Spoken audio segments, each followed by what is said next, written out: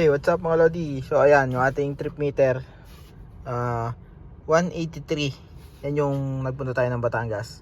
So nung tayo bago umalis, nasa ano to 900 something, almost 1k. So minus 100, mga 100, let's say 130 km dito. So nagpagas tayo kahapon, nag-full tank tayo. Ang naging ano niya ay 11.44. So 57 yung ating 95 octane.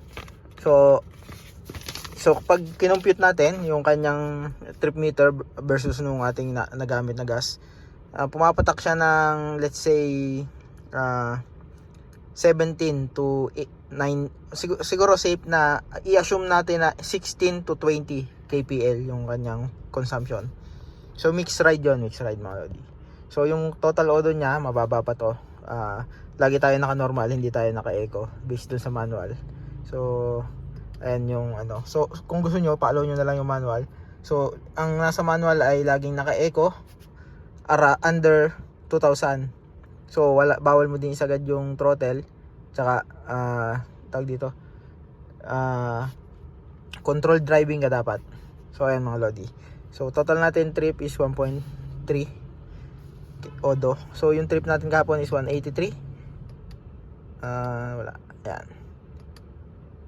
183. Tapos 11 yung 11 yung ating napagas. Pero ano nila mga lodi, bawas na ng 100 plus. So papatak na 7, yun nga, yung safest is 16 to 20 kpl yung consumption natin. Mix ride.